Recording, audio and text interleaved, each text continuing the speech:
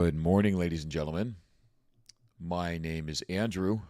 This is the morning hash for Thursday, April 3rd, 2025. It is 6:01 a.m. Central Standard Time, and I hope you've had a wonderful week. It's almost over. You're getting there. You'll be fine.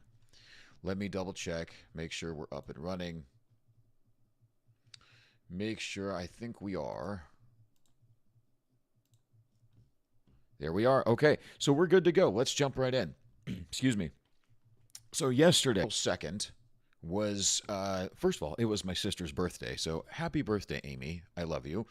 And second, it was Liberation Day, according to Donald Trump, as he enacted sweeping tariffs on just about every country on the planet. Reciprocal tariffs, that is. I don't think it's literally every country on the planet, but we'll go through the list here. Per zero hedge. Oh, crap. I lost something. Excuse me. Where'd it go? I'm just double checking something. All right. Sorry about that. Okay. So this is per zero hedge. Update at this is an update. Well, we have some very, very good news today. Trump began his address exclaiming that this is Liberation Day. April 2nd, 2025 will forever be remembered as the day American industry was reborn, the day America's destiny was reclaimed, and the day that we began to make America wealthy again, Trump says. For decades, our country has been looted, pillaged, raped, and plundered by nations near and far, both friend and foe alike. American steelworkers, auto workers, farmers, and skilled craftsmen. We have a lot of them here with us today. They really suffered gravely. In a few moments, I will sign a historic executive order, reciprocal tariffs on countries throughout the world. Reciprocal. That means they do it to us and we do it to them. It's very simple. Can't get any simpler than that. Trump lays out his theory that tariffs will bring back a golden age for the U.S., a phrase he also used in his inaugural address. Jobs and factories will come roaring back into our country, and you see it happening already. We will supercharge our domestic industrial base. And this is the idea. Will this cause short-term shock? Absolutely, it already is. It already is causing short-term shock. Futures are down, stocks are down, pretty much everything. Treasuries are down. Everything's down right now. Okay, I looked this morning, and even gold was down a little bit. And of course, Democrats are saying it's the next Great Depression. He doesn't know what he's doing. This is stupid. It's going to destroy poor people. It's going to put money into the pockets of millionaires and billionaires. It's that same old refrain, and none of them are explaining what he's actually trying to do. This is a long-term play. He is thinking about the long-term financial health of the United States of America, and yes, that is what I voted for.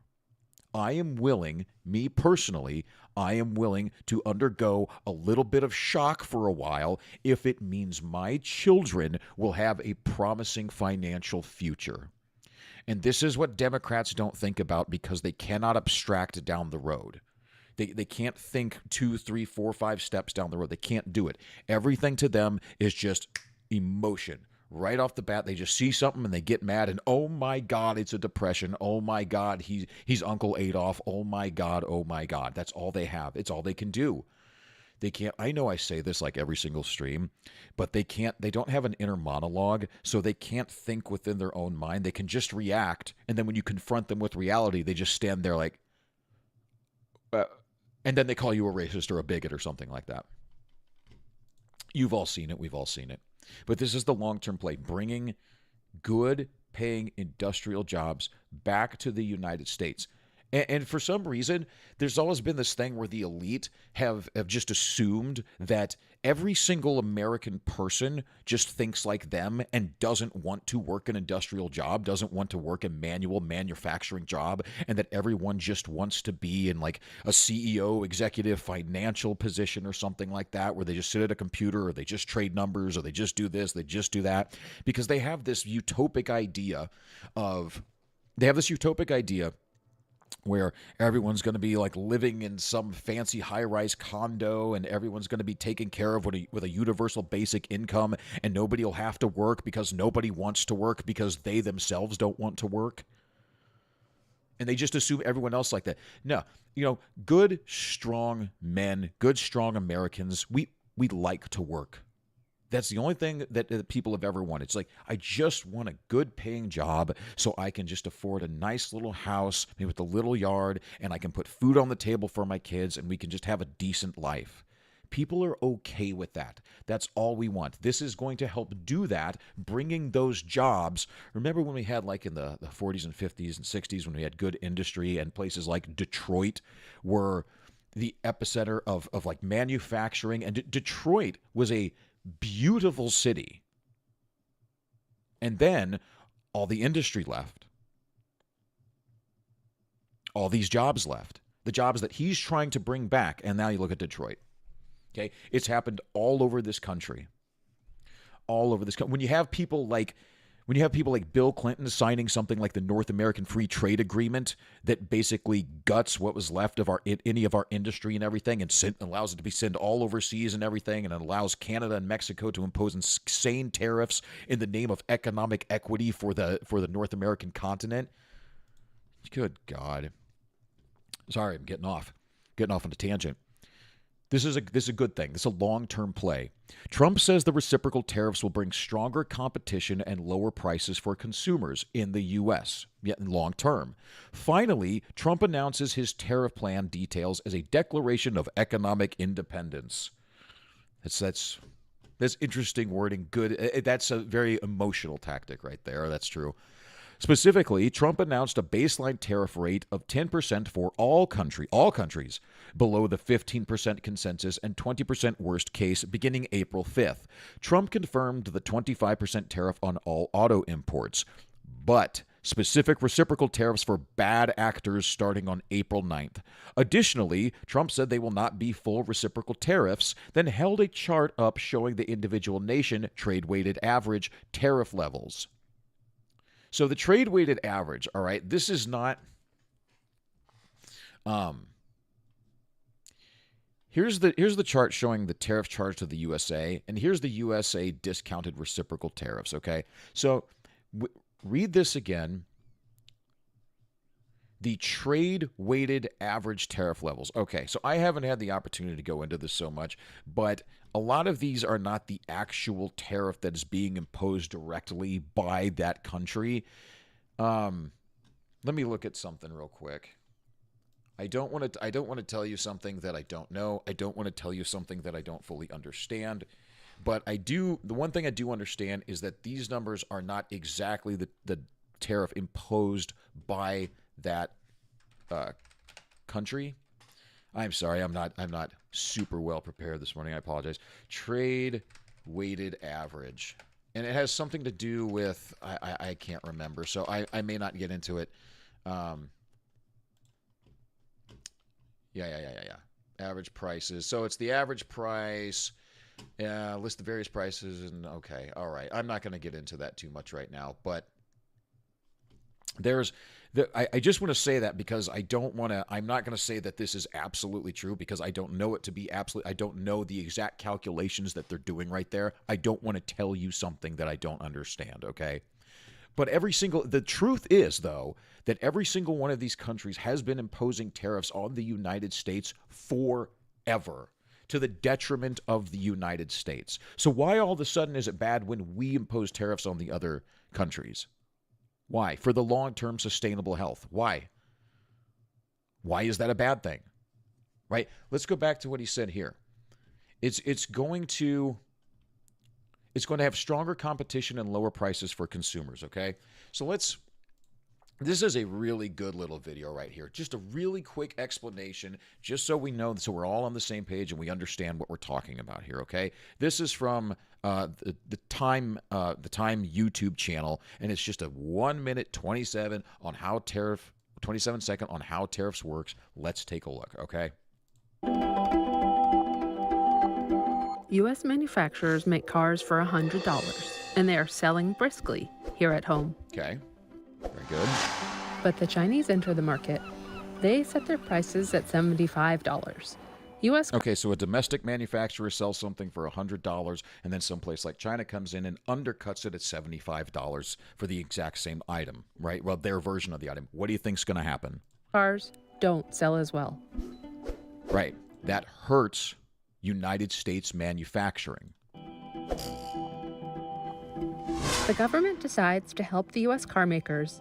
And what happens when it hurts United States manufacturing, right? When people aren't buying as many United States made products, what happens? United States companies have to close, or in order to be competitive, be more affordable, they have to ship their manufacturing overseas or to Mexico, right? Where they don't have unions and minimum wage laws and everything. And it's either you do this or you get rid of minimum wage laws and unions. And that's never going to happen. All right. It just never is. We don't need unions anymore, but that's never going to happen. But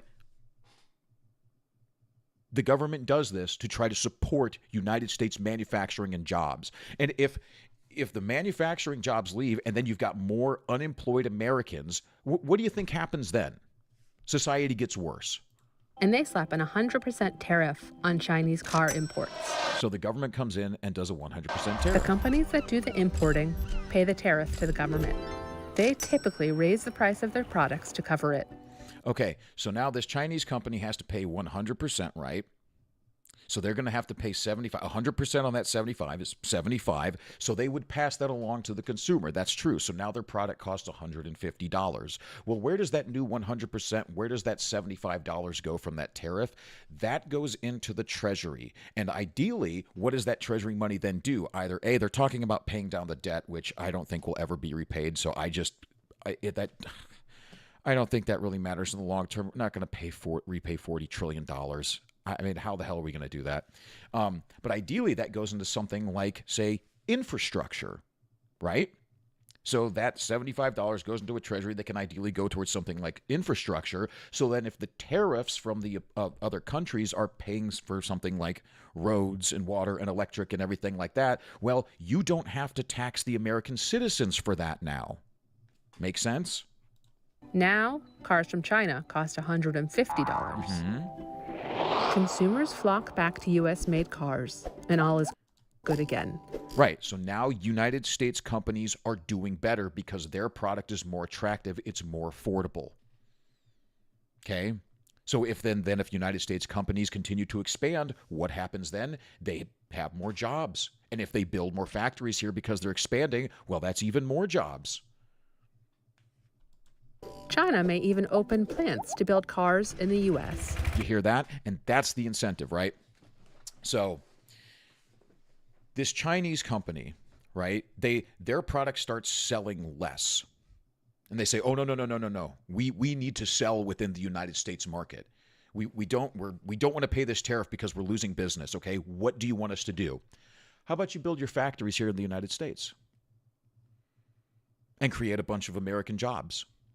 Do that, okay? And not only will you not be paying the tariff and your product will be more competitive in our market, but we may even give you additional tax breaks. The other thing that these companies do, that these massive industrial areas do, these companies do when they build these massive industrial areas, you know what they do? They build a lot of infrastructure.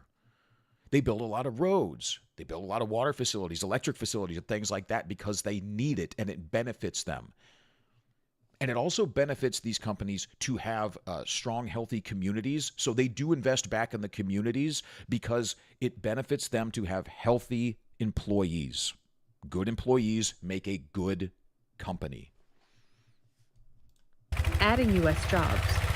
Adding U.S. jobs, which would be even, we got to get rid of the taxes at some point, but even more tax revenue. Avoid the tax. Potentially. But China likely retaliates and slaps tariffs on U.S. goods, making them more expensive overseas and hurting U.S. exports. That's potential. In different industries. But they're already tariffing us anyway. All of these countries are. All of them already have massive tariffs on the United States. All of them. Increased demand for U.S. cars and a lack of competition from other manufacturers may motivate U.S. car makers to raise their prices too.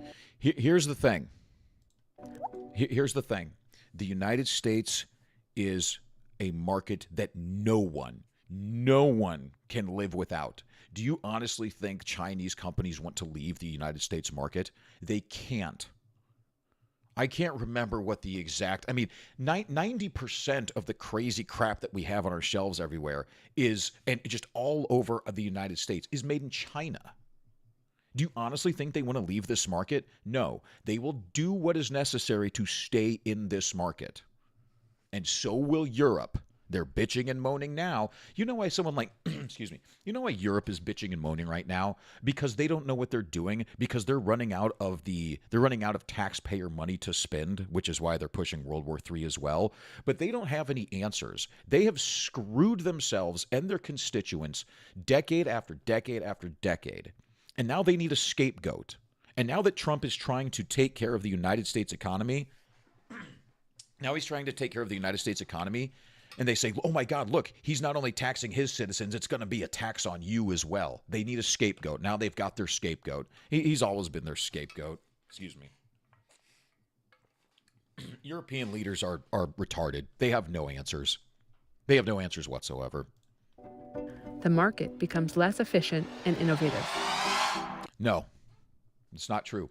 When you have, if the Chinese company opens up their manufacturing here, right, and it makes their car more competitive here, well, it would cause it. Let's say Ford was selling that $100 car. It's like, okay, Ford, now you have to be innovative. You have to be creative. You are incentivized to become more efficient and make a better product for the consumer. It encourages competition and creativity and efficiency, right? That's the beauty of capitalism, is that the best product ideally can win, right? If you want to sell, if you want your company to be successful, be creative, be efficient, be innovative. Do something to draw the attention of the consumer and sell your product. That's just a really brief thing. That's just a really brief rundown. Just so we're all kind of like on the same page. That's the idea, right? That's the long-term idea. And then you add all of that on top of, hopefully, fingers crossed, he can get his tax cuts, federal tax cuts for for people who make $150,000 or less. It's like a pretty damn good plan. Let's see what else we got. Just keep my water with me, I suppose. But just a full reciprocal. So here's the chart. Here's the chart, right? Total charge to the tariff charge to the USA. Again, these numbers I do not believe are. It's a weighted average. I don't have that. I'm not super certain on the equation or anything like that. So I'm not gonna try to act like I know what I'm doing, because I don't. Excuse me. Okay, here's some specifics. 34%, which is on top of the current 20%, meaning a total of 54% tariff. EU, 20%. Japan, 24%. South Korea, 25%. Switzerland, Taiwan. Here are the hardest hit nations. Iraq, 39%. Mauritius, 40%. Syria, 41%.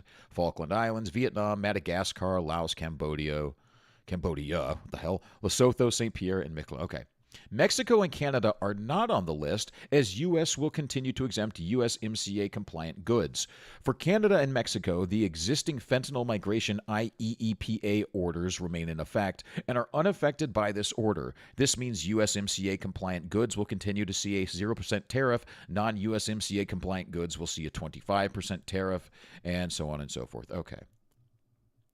Let's see. The goods that will not be subject to the reciprocal tariff: steel, aluminum articles, and auto parts already subject to a Section 232 tariff, copper, pharmaceuticals, semiconductors, and lumber articles, all articles that may become future, and bullion, energy, and other certain minerals, that are not available in the United States. Okay, so stuff that is required for defense initiatives and whatnot. Initially, markets heard Trump's comments as better than expected, and futures spiked on the news, but then as he showed the chart of specific tariffs, futures plunged way, way down. There go futures, there go treasury yields.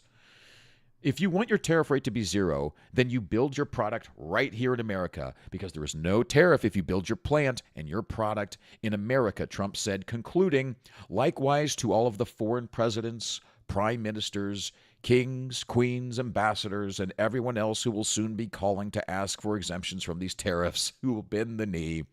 I say, terminate your own tariffs, drop your barriers, don't manipulate your currencies. Is that so hard? You drop yours, we'll drop ours. Why is that so like controversial? Why is everyone losing their minds over this? Short-term shock, long-term game. These tariffs will remain in effect until such a time as President Trump determines that the threat posed by the trade deficit and underlying non-reciprocal treatment is satisfied, resolved, or mitigated. Let's see. Adam Hetz, global head of multi-asset at Janus Henderson, suggests this is the opening salvo for negotiations, and the question is how much economic pain Trump is willing to tolerate. Eye-watering tariffs on a country-by-country basis scream a negotiation tactic. Yes, absolutely. Art of the deal, remember? He's looking for a deal. He's looking for a compromise, which will keep markets on edge for the foreseeable future. Fortunately, this means there's substantial room for lower tariffs from here, albeit with a 10% baseline in place. We've seen the administration have a surprisingly high tolerance for market pain. Now the big question is how much tolerance it has for true economic pain as negotiations unfold. Treasury Secretary Bessent appeared on Bloomberg TV with a simple message to the world. Don't panic, don't retaliate. As long as you don't retaliate, this is the high end of the number, he says.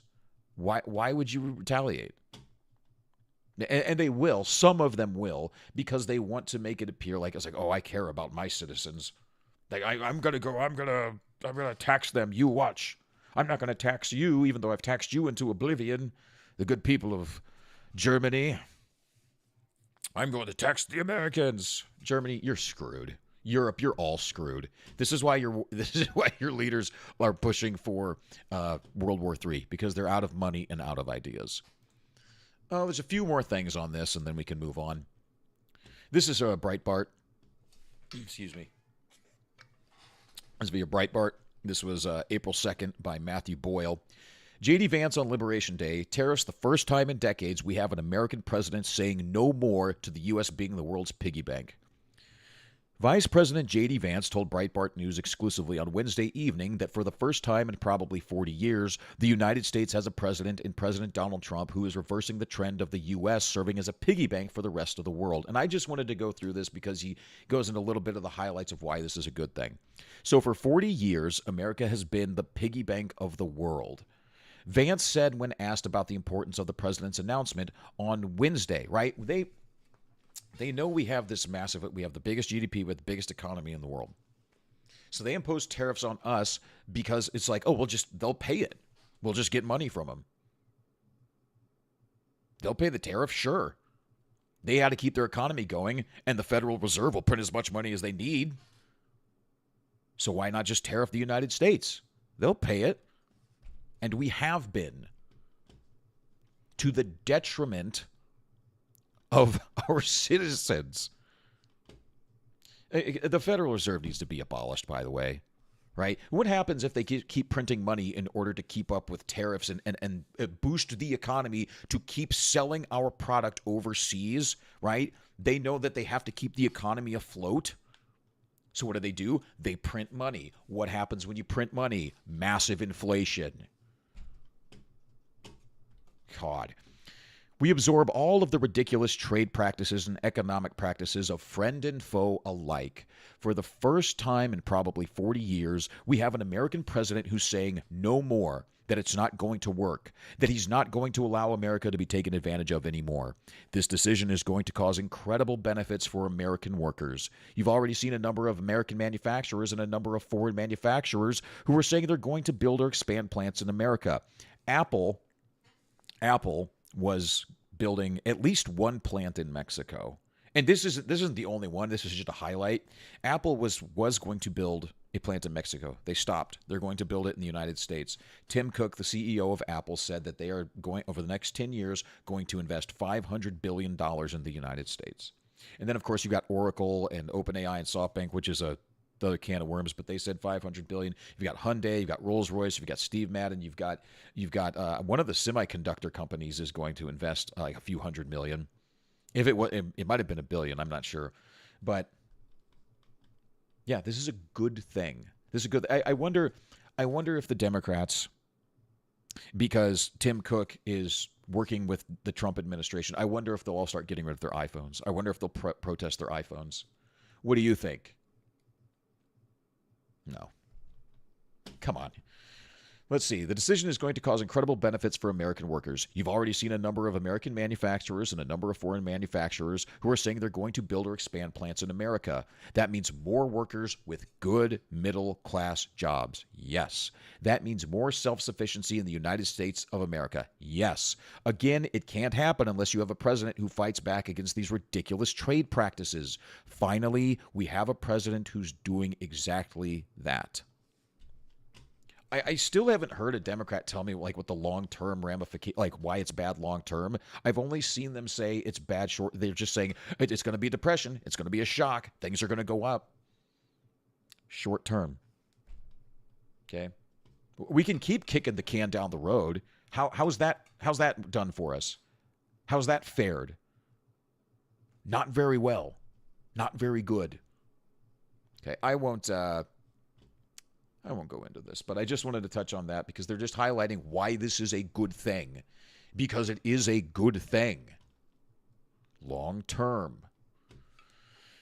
And it's unsurprising that people aren't thinking long term because we've become a civilization, a society that we just want instant what the hell am I saying? Instant gratification all the time.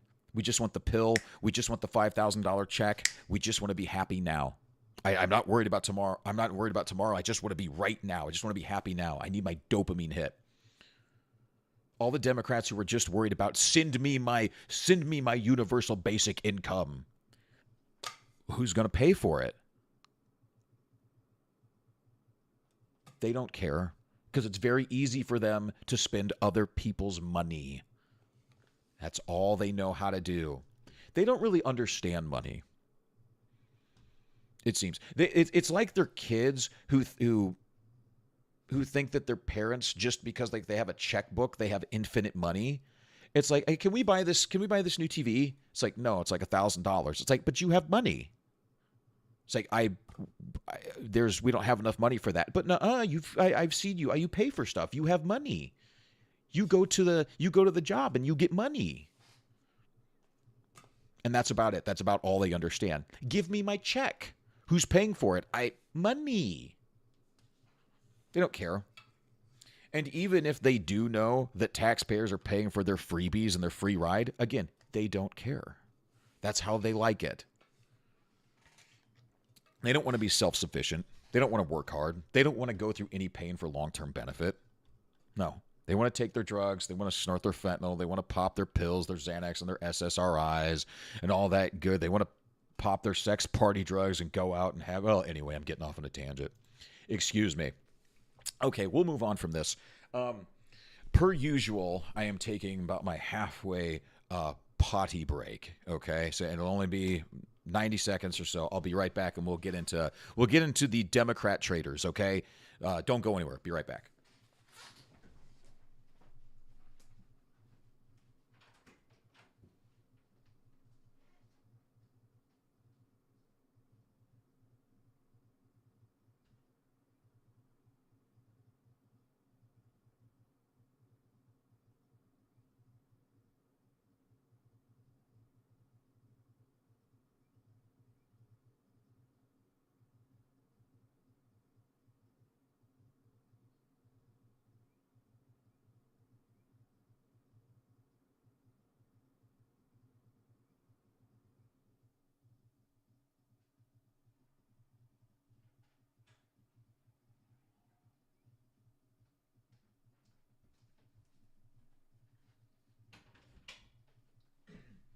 Okay.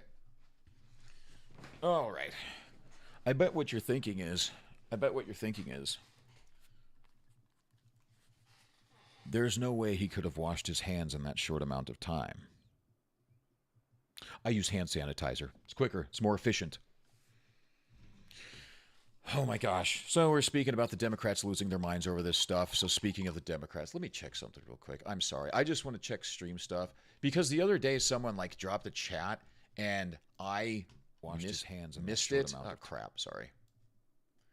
I just want to make sure I'm not missing something. There's nobody here. Well, it's whatever. All right. Speaking of the Democrats losing their minds and going against the United States of America and what's best for the United States citizen. Speaking of that, this is libs of TikTok.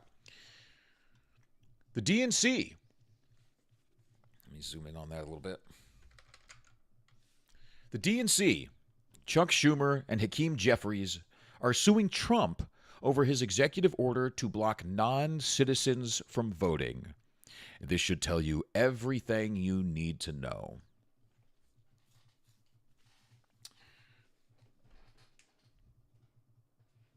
I want you to think about that, okay?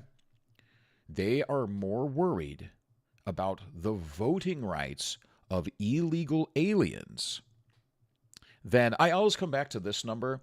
There's about 2.5 million homeless American kids in this country, and they're more worried about this. I mean American citizen children, and they're more worried about the illegal aliens and giving them voting rights and giving them 5-star hotels and giving them $5,000 checks. And oh my gosh, how could you deport Tren de Aragua? How? But we have to think of their civil rights. We have to think of their humanity. Go fuck yourself. But another one. This is from the Epoch Times, but I'm looking at it on Zero Hedge because I don't have a subscription to the Epoch Times. I'll get one.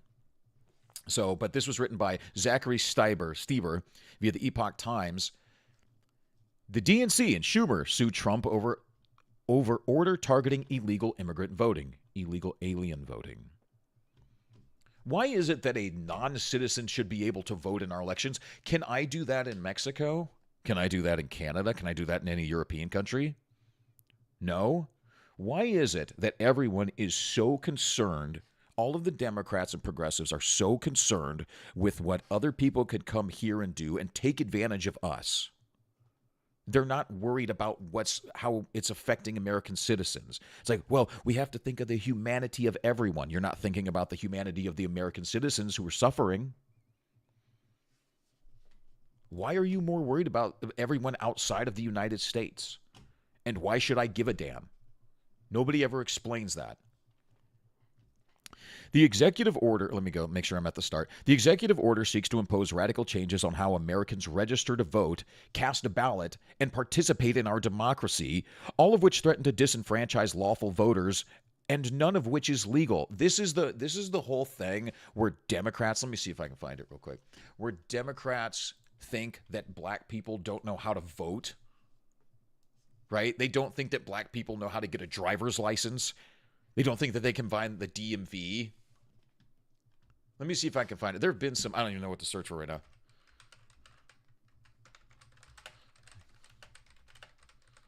I won't spend forever looking for it, but I just want to see if I can find it.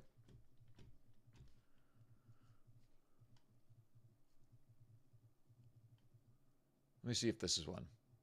I know there's a good one that was around.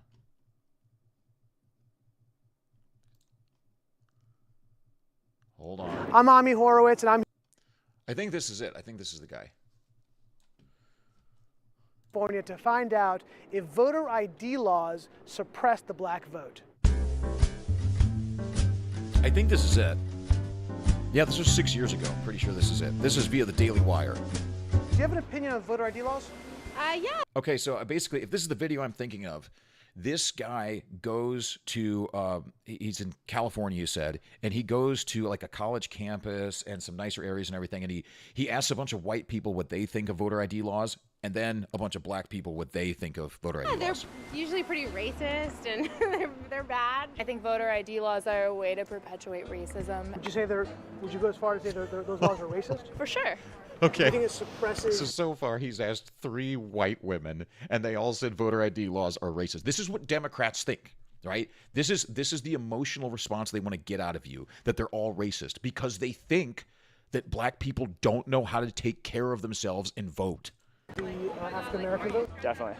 Tell us how. Because they're less likely to have state IDs. Minority.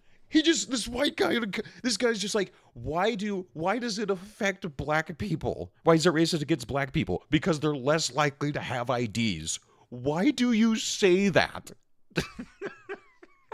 Voters are less likely to have the kinds of IDs that have been described or required. Do you see this? Do you see this racism? Why do you think black people don't have IDs? These type of people don't live in areas with These type of people. easy access to DMVs or other What do you mean, these type of people? Tell me how you really feel. places where they can get identification. You can always get IDs you do over the internet. Does that also make it difficult for black people in particular? Yeah, you have to have access to the internet. You have to be able to pay. So black people don't have access to the internet? Is that what you're saying? This is what, like, Kathy Hochul, the governor of New York, she said that there are black kids in Brooklyn who have never heard the word computer before. An internet service provider for certain fees. Do you think that's harder for black people to go online? Well, I feel like they don't have the knowledge of how it works.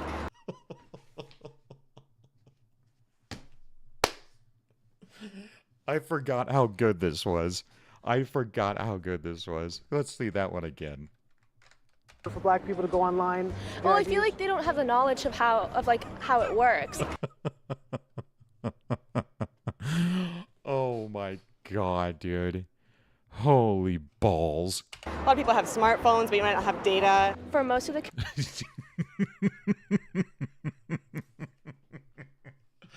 Oh my god. communities, they don't really know what is out there just because they're not aware or they're not informed. I also think there's a repression of like black voting with how if you're a convicted felon, like you're not allowed to vote and everything. And when you look at swing states like Florida, that's a huge population of the like African Americans.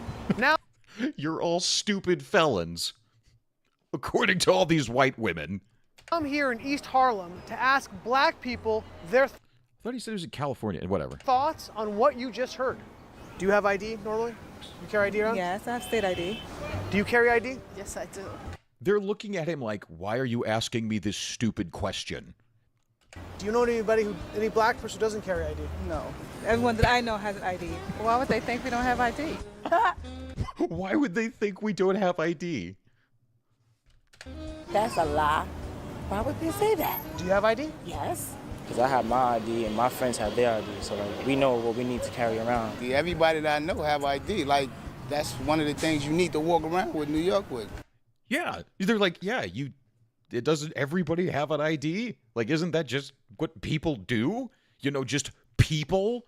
Notice how all of the black people he's talking to, they're like, that's just what people do. And all of the white women are like, oh no, black people don't know what they're doing. It's like, I know what I'm doing. Me, the liberal progressive white women, but the black people, oh no, they're too stupid to know the internet. They're too stupid to find the DMV. Oh no, I have to help them, right? That's why we vote in things like the voter ID law, the no voter ID law, because the black people are too stupid to know how to do it. And they need me, the progressive white liberal women, to show them the light and guide them in the right direction. ID. Do you know any black adult who does not have ID? No, I don't. Is it a weird thing to even say that? Yes, it is.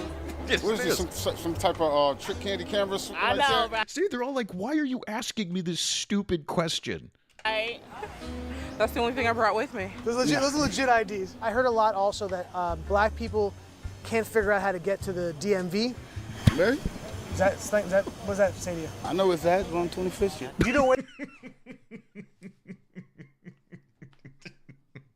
It's like, do you know how to get? It's right there, man.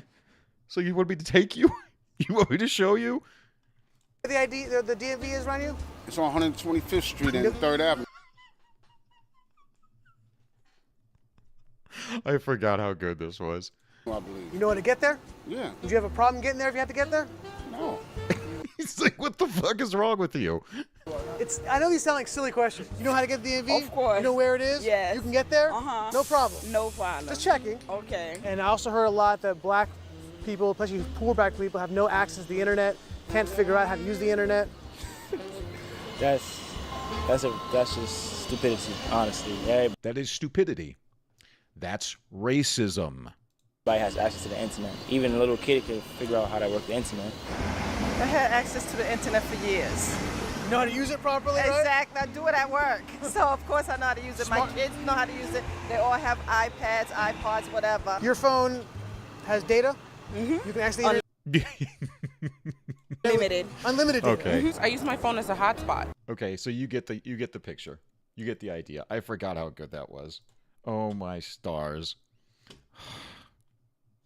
Who's the racist? Who are the racists? God, Democrats will be you are so screwed. You are so screwed. You are incapable of self-reflection. You are incapable of admitting that you are wrong, and because of that, you're never going to grow out of this. You are going to be in a permanent state of adolescence where you just always wait for your NPC download. For your racist NPC download. Good God. Anyway, let's get back. Let's just start over because I don't think made it through like the first part. The executive order seeks to impose radical changes on how Americans register to vote, cast a ballot, and participate in our democracy, all of which threaten to disenfranchise lawful voters and none of which is legal, says the lawsuit, filed by the Democratic Party attorney Mark Elias in federal court on Washington. Trump's March 25th order has multiple sections. Several deal with laws that bar foreigners from registering to vote or from voting in federal elections. Good. Trump directed the Independent Election Assistance Commission to require proof of U.S. citizenship in its mail voter registration form, ordered U.S. officials to work with the Department of Government Efficiency to review voter rolls to identify non-citizens who are already registered, and told the U.S. Attorney General to prosecute individuals who have illegally registered or voted. What's the defense? Why is this a bad thing? Because your disenfranchised lawful voters thing is not true. We just saw why. Who is this? Who is this for? Why are you more worried about foreign illegal aliens having the ability to vote? Why? We know why. We know what the reason is. It's so that they can have voters. Because the Democratic Party, they are, I just said a minute ago, they're incapable of self-reflection and growth. And a good example of that is Tim Walz when he double and tripled down the other day on saying, yes, we are woke and yes, we're going to keep doing it, which is going to push more and more people away. And they don't care because their plan is to get in a bunch of illegal aliens to vote. That's their plan. The other thing this does is if you have more people counted in the census in a large area, right, you get more representation, which is also what they want. So if, LA County goes up by 5 million people, they get more representatives,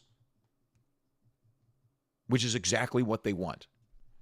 This is why, and they want them to do all the cheap labor because Democrats are like, well, who's going to, remember when Kelly Osbourne was like, who's going to wash your toilets if you kick out all the illegals?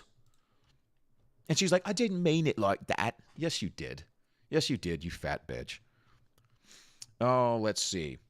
Another prong takes aim at how some states in recent years have begun counting mailed ballots that arrive after Election Day, which the order says contravenes federal law. This is so incredibly simple. This is so incredibly. We just had our mayoral elections here in our hometown. Paper ballot. You could choose paper or digital. I really wish we didn't have digital, but I used a paper ballot. But the Republican candidate won, by the way, which is good. This is how it should go. Voting day, national holiday, polls open, 7 a.m. to 7 p.m. local time. Okay. And if you want to have, a system where there's some public transportation that will take people and drop them off and, when they vote and then take them back home after that, do that. Yes, do that. Get more people involved in this. That's a good thing. So, day off, make it a federal holiday, okay, from school, from everything, okay, so that people can talk about civics and people can go vote and people can spit it. That would be a good lesson for the kids, like it's a national holiday. Why do we have this day off, Mom and Dad? It's like, well, it's important that we are involved in our civic duty. It is important that we are involved in learning about our government, understanding our government, and making good decisions about our government. It's a good thing, right? Paper ballots, count them all in a day. No, the counting stops at midnight. Counting stops at midnight. You can do this. If Argentina can do it, we can do it. ID, 100% ID. You got to show it, and it has to match up, or you're not voting. What is wrong with this? I don't understand. Another prong, let's see. A third portion says the Election Assistance Commission shall stop providing federal funds to states that don't comply with the laws on election dates and non-citizen voting and voter registration. The U.S. Constitution's election clause says that states can set election dates, although Congress can alter them. Outside of the elections clause, other provisions in the Constitution place certain requirements and limitations on the regulation of elections, but none allows the president to override the will of the state or Congress in this space, the new suit says. They can't affect, they can decide what the federal elections are. They can't, I don't know, you can't really get down into deciding how, say, like our city does their elections, how municipalities do their elections, all right? You get into a real funny business right there when you get the federal government telling states what they can and can't do. I don't want that.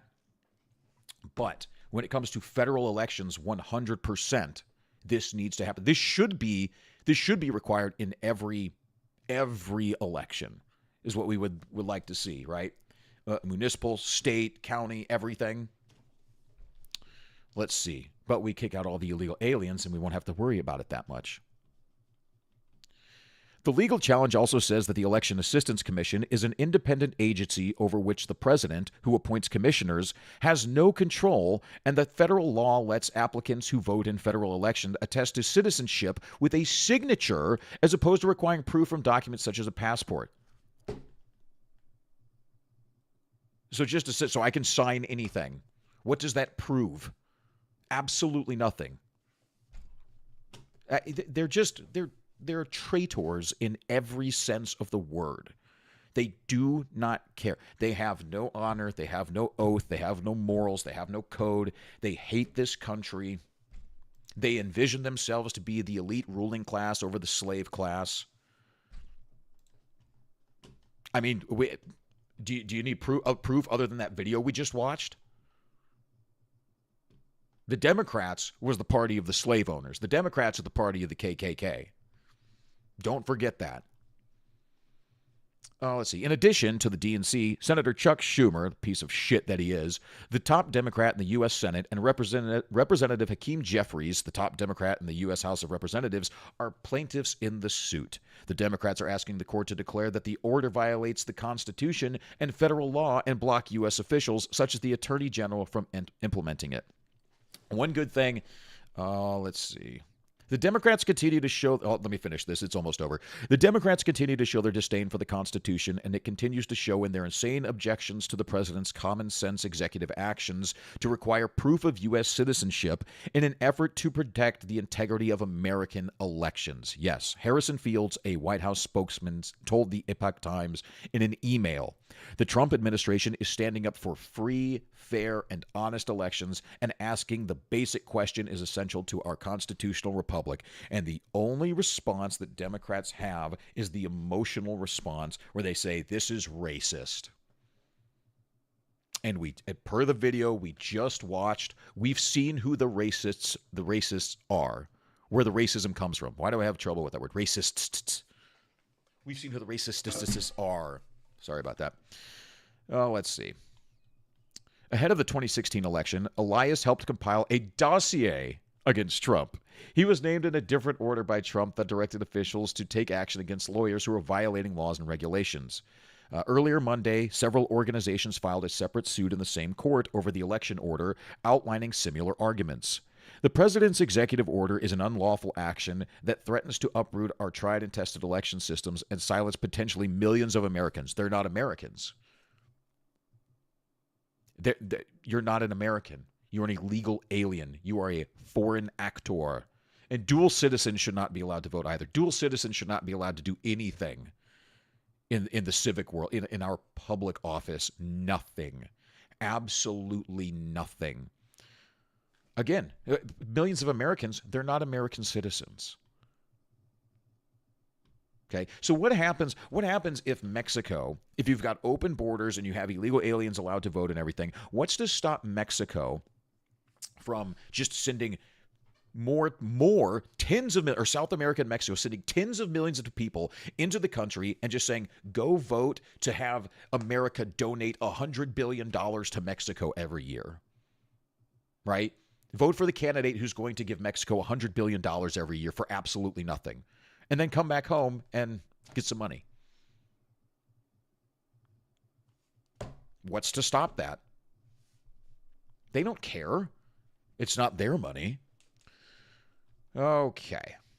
All right. So, again, this is a part of what Trump is doing here as well. By doing all of these executive orders, he knows it's going to press the Democrats to do this in a lawsuit, and then he wants to take that to the Supreme Court so that the Supreme Court can go over the Constitution, go over the precedent, and say, nope, this is the way it is. That's what he's trying. That's why he's signing all these executive orders, so that the Democrats have to pick and choose their battles. And the ones like this, he's like, yep, let's take it to the Supreme Court. Let's get this over with. Let's get this decided once and for all. Seems to be a good tactic. It's an interesting tactic. I think it's a good tactic. I suppose we'll see.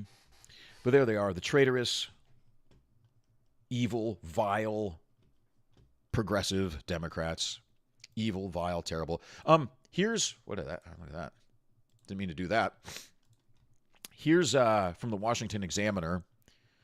Left-wing billionaires have poured tens of millions of dollars into a super PAC affiliated with Senate Majority Leader Chuck Schumer as Democrats look to retain the upper chamber come 2025. This is an article from 2023, and I don't have the whole thing here, but I just wanted to point out that, George Soros, there's Chuck Schumer. He's suing for the illegal aliens to vote. And, of course, he's paid by George Soros. The influential Senate Majority PAC has been stockpiling cash ahead of the 2024 Senate elections, raising $37 million in the first 6 months of this year. That impressive haul is partially thanks to the help of a variety of wealthy liberal donors, including the Hungarian-American philanthropist dual citizen George Soros, who combined to boost the Schumer-Tide Committee with over $16 million between February and June, according to campaign finance disclosures. George Soros is all you need to hear. That's all you need to know. George Soros should be in the dirt. He's 90-something years old, so we don't have to wait too much longer. But he's got that douchebag son. Here's his douchebag son sitting with Chuck Schumer.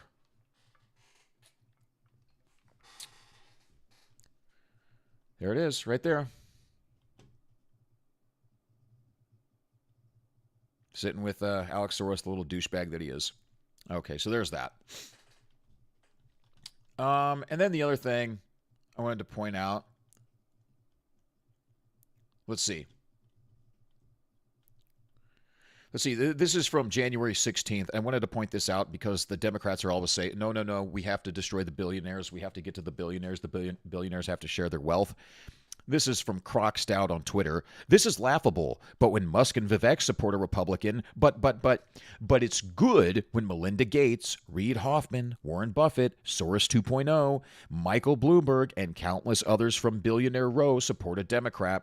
No matter what, billionaires are involved in the politics of the nation on both sides of the aisle. It's very true, and they always will be. A Forbes record breakdown shows that 83 billionaires were supporting Harris, and 52 were backing Trump at the time this article was written. And let's see, there was another. There it is, the Forbes headline right there. Biden receives more than twice as much money from billionaires as Trump.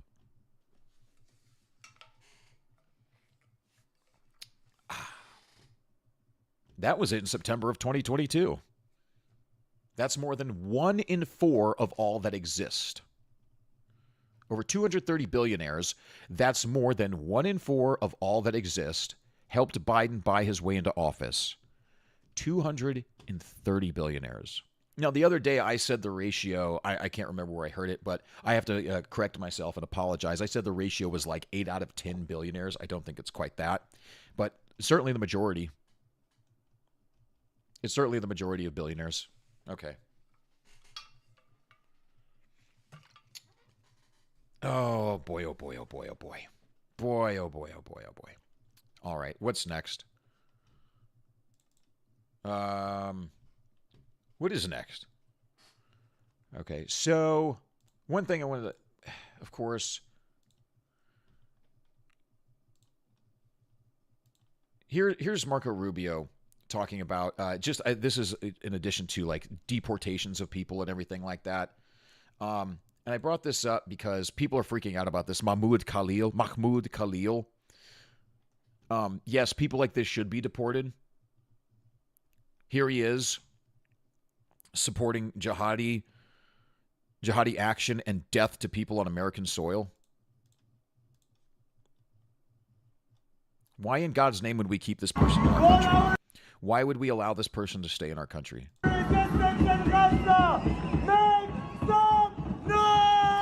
If you're going to a Hamas rally and supporting Hamas that wants to kill American citizens, why do you?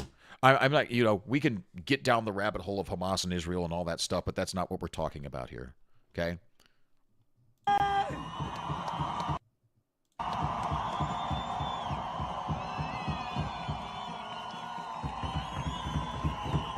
Because if it were up to me, we'd kick them all out.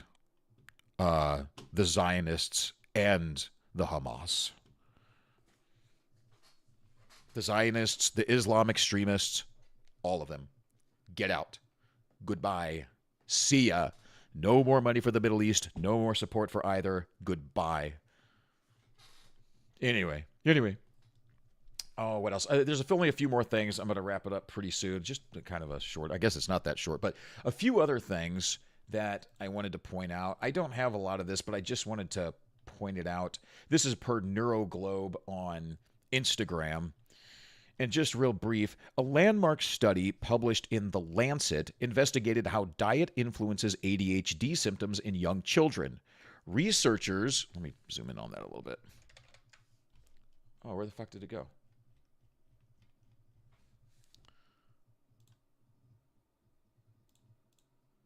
Where'd it go? Oh, gosh. Where did it go? I'm going to have to search for it now. I'm very sorry. I just had it. There it is. Let me start over. A landmark study published in The Lancet investigated how diet influences ADHD symptoms in young children. Researchers tested a strict elimination diet against a standard healthy diet and found a dramatic behavioral improvement in the elimination group, prompting a reevaluation of how food impacts brain function. What sets this study apart is its rigorous design and surprising implications.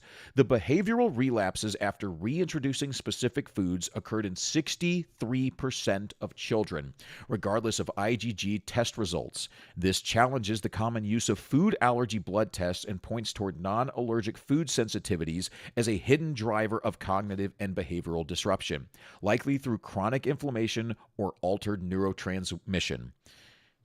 The takeaway is clear. We may be underestimating the neurological impact of everyday foods. For many children, ADHD symptoms may not reflect a lifelong condition, but rather a diet-driven imbalance with real potential for reversal. Now, this was a massive study. It was in The Lancet, but they have so many different articles. That looks bad on screen. I'm sorry.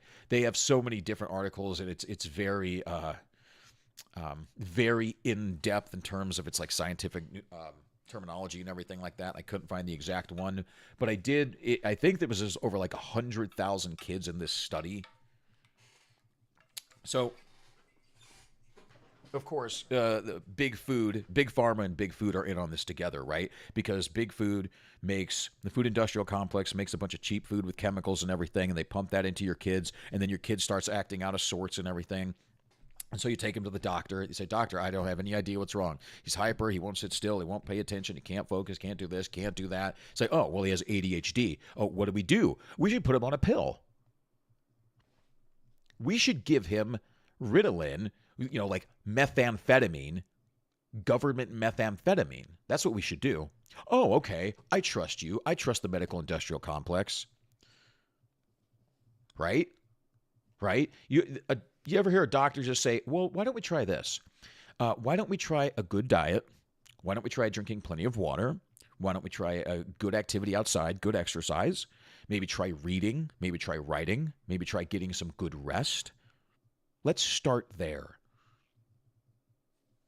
You know, it's interesting. I got healthier when I got away from doctors and psychiatrists. I used to be on so many psychotropic drugs. So I was taking more than 20 pills a day, and I was just numb. And then finally, when I stopped taking the pills and got away from the psychiatrist, I got healthier. I saw multiple psychiatrists throughout my life. I never once had any of them, not one of them, say, before we start medication, before we try medication, before we try Xanax, before we try SSRIs, why don't you try working out? Why don't you try eating a good diet? Why don't you try getting outside, getting some good rest? Right? Never. And not one of them ever said, we need to have a plan to get you off of these drugs. It's just, here's your prescription. Call me in 2 weeks or 4 weeks or whatever it is. It's like, how you doing on the drugs? Yeah, I feel okay. It's like, okay, you're good, whatever. But then a few months down the road, it's like, hey man, I'm messed up. I got to get off this stuff. It's like, well, let's hold on. It's like, let's see what happens. Okay. It's like, are you feeling stressed out? It's like, yeah, I'm feeling stressed out because I'm taking all this medication. Well, we should up your medication until you can figure this out. You know, that's how it goes. Okay, I won't get too deep into that. But I just found this interesting. We need to get off all the drugs. All of them. Okay? Look, if you want to smoke a joint or something like that or whatever, every once and again, I don't really give a damn, okay?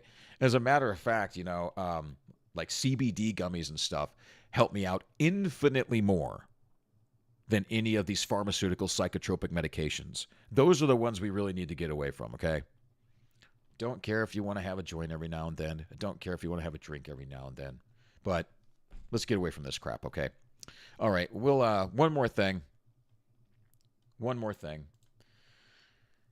Val Kilmer, one and only Val Kilmer, has died at 65. This is per that Park Place.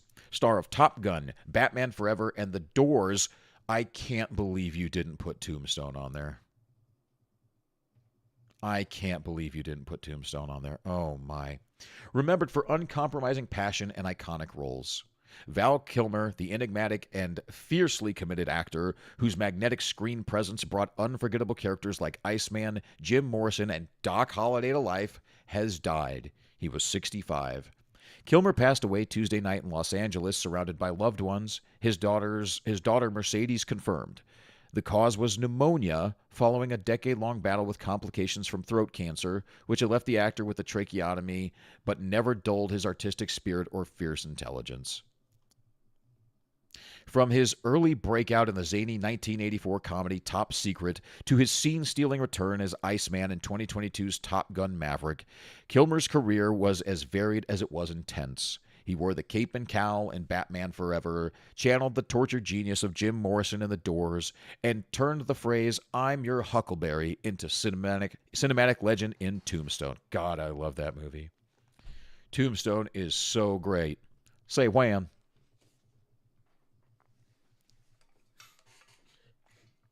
My favorite line in that of Val Kilmer is when he and Ike are at the bar. They're playing cards, and Doc he's hammered drunk, and he's kicking everyone's ass, and Ike calls him a cheater, and he throws down his cards, and he's like, "Why, Ike, whatever do you mean?"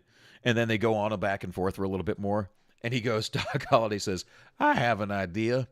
Let's have a spelling contest." It was just so good. It was so great. God, that movie, I love that movie. Oh, boy. But Kilmer's legacy isn't just about the roles. It's about the way he inhabited them. A classically trained actor, he was the youngest person ever accepted to Juilliard's drama division at that time, and his artistic ambitions extended well beyond Hollywood. He was a poet, a painter, a playwright, and a provocateur. In the intimate 2021 documentary Val, the actor offered this reflection on his life. "I have behaved poorly. I have behaved bravely. I have behaved bizarrely to some. I deny none of this and have no regrets because I have lost and found parts of myself that I never knew existed. I am blessed. It sounds like someone who lived a pretty full life. They understand that they were not perfect. There were ups and downs, peaks and valleys, and that they had an opportunity to learn at every point and just try to do the best they can. This is someone who's was capable of self-reflection. Excuse me. I won't go through this whole thing, but let's see. Kilmer's intensity made him both revered and, at times, feared in the industry. He pursued roles with unmatched immersion, lying in beds of ice to simulate Doc Holliday's tuberculosis agony. I didn't know that. Wearing leather pants for a year to embody Jim Morrison. I bet that smelled. And insisting cast and crew refer to him only as Morrison on set. That same intensity could alienate directors, but those who understood him, like the Salton Sea's DJ Caruso, defended his passion as the mark of a true artist. Salton Sea is a good movie, too. Go watch that one. I always marveled at the range, the brilliant variability within the powerful current of Val's possessing and expressing character, said Heat director Michael Mann. How did I forget about Heat? Oh, God, that's a brilliant movie. If you haven't seen these movies, if you haven't seen Tombstone, if you haven't seen Heat, if you haven't seen The Salton Sea, go watch these movies. They're wonderful. Josh Brolin, a longtime friend, wrote, "You were smart, challenging, brave, uber-creative firecracker. There's not a lot left of those." Born in Los Angeles in 1959, Kilmer came from a creative family. Tragedy struck early when his younger brother Wesley, an aspiring filmmaker, died at 15. Kilmer never forgot him, often citing Wesley's artistic vision as a source of inspiration. Oh, let's see. We're almost done. Let's just finish this and then we'll wrap it up. Kilmer's career soared in the 90s from the romantic ghost of Elvis in True Romance. There's another damn good movie. Wow, God. To the complicated criminal in Heat, but Hollywood often didn't know what to make of him. A 1996 Entertainment Weekly cover dubbed him the man Hollywood loves to hate, and directors like Joel Schumacher labeled him difficult. Kilmer, in turn, accused the studios of prioritizing commerce over craft. "I had been deemed difficult," he wrote in his memoir, I'm Your Huckleberry, and alienated the head of every major studio. Here he is in Batman Forever, which is a ridiculous movie, by the way. I really actually like Tommy Lee Jones in that movie. He does a really good job as like a goofy, over-the-top comic book Two-Face. I enjoy it. It's stupid, but I enjoy it. Still, Kilmer's body of work endures. His turns in Kiss Kiss Bang Bang, The Salton Sea, and the one-man stage show Citizen Twain were reminders of a man who never stopped pushing himself. He even earned a Grammy nomination in 2012 for his spoken word album, The Mark of Zorro. I had no idea. Off-screen, Kilmer was a Christian Scientist, a deeply spiritual man, and a father. He was briefly married to actress Joanne Whalley, with whom he had 2 children, Mercedes and Jack. He also famously dated Cher, who supported him during his battle with cancer. Val Kilmer may have died, but he leaves behind not just a catalog of iconic performances, but a legacy of artistic defiance, a refusal to play the game the easy way according to the Hollywood system. He once said of himself, "I've witnessed and experienced miracles. For moviegoers, his performances were among them." He is survived by his children, his art, and a filmography that pulses with intensity, brilliance, and complexity, much like the man himself. It's well written. It's well said. Yeah, rest in peace. Rest in peace, Val. You were a good one, man. And people will remember you. You've got some legendary performances that will last the test of time. Stand the test of time, man. Rest in peace. Off to a better place, hopefully. But anyway, ladies and gentlemen, I'm going to wrap it up there. We've touched on a bit. We've gone for over an hour. So thank you so much for joining me. If you like what you heard today, enjoy what I do here, please hit the like and subscribe. I'm over on Rumble as well. And I'm on Twitter, but I don't post a lot on there right now. So anyway, guys, I'm going to start doing some shorter videos as well, maybe midday and just maybe throughout maybe the evenings. I don't know. Whenever I find something that maybe I want to talk about, just short little, maybe like 8 to 10 minute videos or something like that. But anyway, if you made it this far, I certainly thank you. And the week is almost over. I hope you enjoy your day. Take care of yourselves. God bless you all.